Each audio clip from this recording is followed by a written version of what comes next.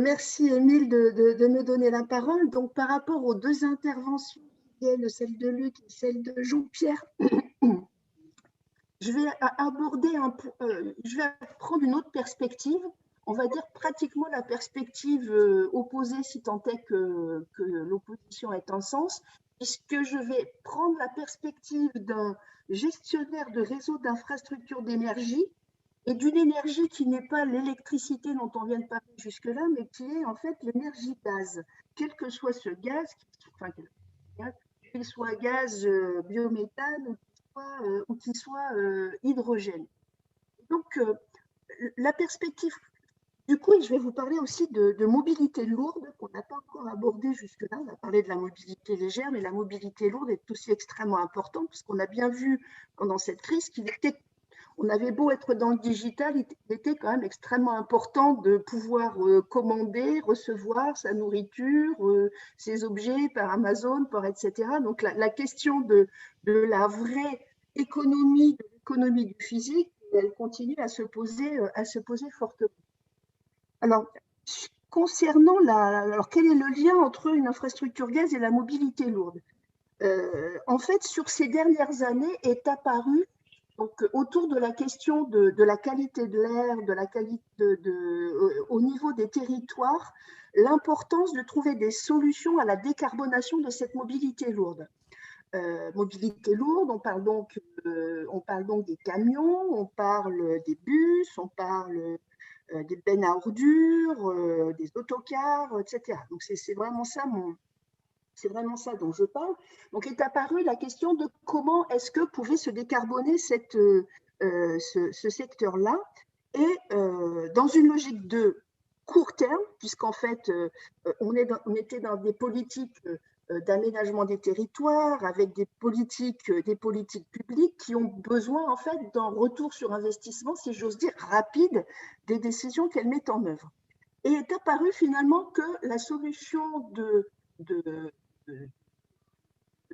mobilité lourde au gaz, dans un premier temps même le vilain gaz fossile, si vous me permettez l'expression, apportait déjà des solutions, puisque très vite on se trouvait avec moins, alors les chiffres valent ce qu'ils valent et on peut les envoyer à la tête, voilà, mais sur des réductions en fait de particules fines par rapport au diesel pour cette mobilité-là, extrêmement importantes, des réductions de NOx également très importantes sur tous les types de circulation de cette mobilité lourde, que ce soit la logistique du dernier kilomètre ou que ce soit de la conduite sur autoroute.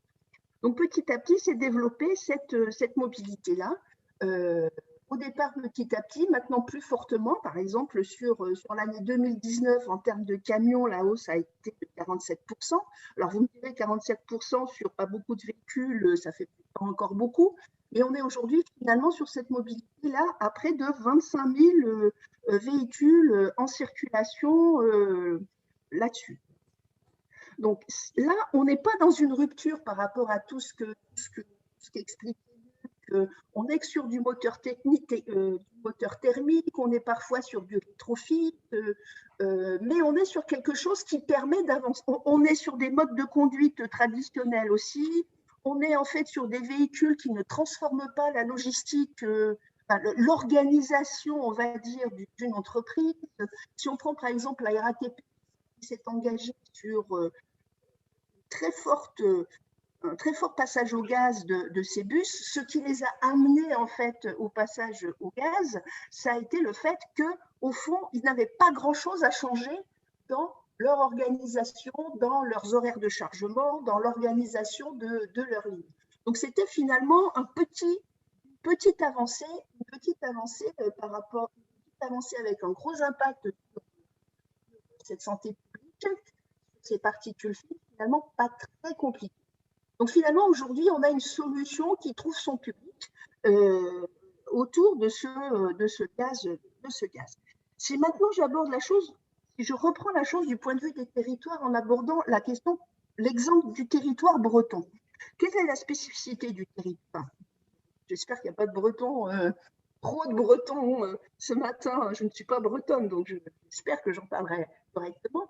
Donc, les spécificités de ce territoire, qu'est-ce que c'est? Donc, un territoire avec beaucoup de production agroalimentaire et beaucoup de nécessités de transport et de mobilité lourde, puisque, en fait, les zones de consommation ne sont pas situées, évidemment, sur les zones de production. Beaucoup d'agroalimentaire, beaucoup d'agriculture et également, c'est là qu'on aborde la question de l'évolution aussi du business model de l'agriculture, une agriculture qui, pour tout un tas de raisons qu'on ne va pas aborder là parce qu'elles seraient trop longues, est en train de transformer ses business models, puisqu'un agriculteur peut devenir maintenant de plus en plus un producteur d'énergie. Et on se trouve dans une région qui a à la fois un gros potentiel de production de biométhane, beaucoup d'agroalimentaire, des problématiques de mobilité lourde importantes et de qualité d'air. Et tout ça, ça amène finalement à ce que cette mobilité au gaz devienne une mobilité au biométhane et amène finalement un phénomène de logique circulaire. Et en même temps que tout ça s'est monté aussi la question de l'avitaillement. Et il a été travaillé, en fait, ces solutions-là dans une logique multimodale, c'est-à-dire je produis le biométhane, je l'injecte, je cherche où je vais installer ma station d'avitaillement biométhane autour des plateformes, etc., pour mes camions. Je commence aussi à travailler la mobilité ferroviaire. Hier, j'étais à Lorient pour un séminaire sur l'évolution de la mobilité ferroviaire lourde, avec un petit passage vraisemblablement par le gaz avant d'arriver à l'hydrogène.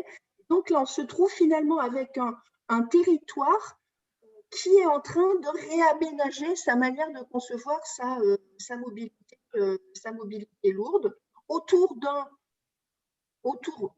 produit. Alors, quand je dis autour d'un produit, c'est que sur cette petite partie de la mobilité lourde, et ça n'est pas tout, mais en intégrant en fait l'ensemble de cette dimension, production d'énergie, économie durable, qualité de l'air, on va dire aussi économie de ces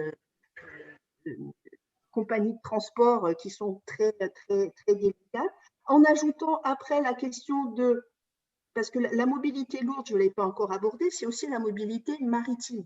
On voit aussi que la mobilité maritime a un énorme besoin de décarbonation et pour l'instant, en attendant l'hydrogène, le gaz, sous sa forme liquide, est aussi une solution. Donc vraiment ce côté multimodal, le port, bientôt peut-être le ferroviaire, la route, tout ça doit se penser ensemble dans une vraie logique de politique d'aménagement du territoire. Alors, pour une entreprise, pour un infrastructeur comme GRT Gaz, le passage du gaz fossile au biométhane, au fond, c'est pas une énorme transformation, si ce n'est que ça change complètement la gestion de mon réseau, d'un réseau qui finalement accueillait du gaz de points frontières, le dispatchait sur l'ensemble des consommateurs et des territoires, à une logique où je vais avoir du gaz qui rentre, je vais avoir du gaz produit un petit peu partout, avec des questions de qualité de gaz qu'il faut aussi que je sache gérer parce que mon consommateur, à la fin, il a besoin d'un produit qui soit quand même d'une qualité standard et d'une qualité continue. Donc, ça va amener beaucoup plus de digital dans la gestion de mon réseau, beaucoup plus de temps réel dans la gestion de mon réseau. Et ça, ce n'est pas le plus important. Parce que ce qu'on voit bien derrière cette mobilité lourde au gaz, c'est que ce qui pointe et ce qui se travaille, c'est une mobilité à l'hydrogène. Pour plusieurs raisons. J'ai envie de dire aujourd'hui, au fond, est-ce que cette mobilité à l'hydrogène, elle va vraiment se développer autant qu'on le croit? Je n'en sais rien. L'hydrogène est aujourd'hui paré d'une vertu tout à la fois moderne, innovante, en rupture, j'ai envie de dire, qui plaît beaucoup, donc avec un côté marketing qui plaît beaucoup. Comment est-ce qu'en 2030, 2040, tout ça se sera développé? On n'en sait rien. Mais nous, en tant qu'infrastructure, en tant que gestionnaire en fait d'un réseau commun qui peut servir à la collectivité qui est ce réseau de gaz, c'est extrêmement important de nous préparer à accueillir cet autre gaz qui est l'hydrogène en développant le moins de canalisation possible, donc dans une logique de plus en plus, enfin, pas de plus en plus, mais dans une logique toujours de sobriété économique, parce qu'il ne faut pas oublier que il y a quand même derrière des grosses problématiques de coûts et d'efficacité économique et qu'on ne peut pas comme ça développer des réseaux, des infrastructures qui ont des coûts, qui posent aussi d'autres problèmes d'acceptabilité sociétale de plus en plus compliqués et on pourrait passer des heures à parler là-dessus. Donc il faut qu'on soit au maximum dans de la réutilisation, dans du rétrofit, dans le moins cher possible. Donc, on a aussi ce travail de transformation de notre réseau, puisqu'on imagine à 2035, dès 2030, mais plutôt 2035-2040, finalement, une coexistence de plusieurs réseaux. Un réseau qui serait un réseau purement hydrogène, qui permettrait d'amener l'hydrogène produit dans des zones peu coûteuses vers des zones de consommation, qu'elles soient en France ou que ce soit du transit vers l'Allemagne qui est extrêmement demandeur de cet hydrogène. Il y a des prévisions extrêmement optimistes en termes de besoin de cet hydrogène vert. Donc, des infrastructures dédiées à cet hydrogène, des infrastructures qui resteront des infrastructures plutôt gaz avec des mix gaz-hydrogène qui seront à travailler et qui seront à adapter. Et tout ça, ça nécessite pour une entreprise comme nous beaucoup de flexibilité et beaucoup d'évolution de compétences pour être en mesure d'adapter ce réseau et surtout que ce réseau arrive au bon moment par rapport aux besoins de nos écosystèmes et aux besoins de l'économie pour lequel on n'est pas, on doit être au service de ces évolutions-là. En tout cas, je parle du point de vue du réseau de gaz. Donc, en conclusion, je dirais que sur la mobilité lourde, on est finalement sur un mélange entre des temps courts et des temps plus longs, avec finalement une mobilité qui va être multi-énergétique, mais avec une place pour le gaz dans des écosystèmes qui vont aussi pouvoir utiliser cette question de l'économie circulaire et les ressources locales pour aller un peu plus loin, vraisemblablement sur des mobilités hydrogènes, et où là, le réseau devra s'adapter, le réseau de gaz devra s'adapter pour pouvoir répondre à cette demande. Merci.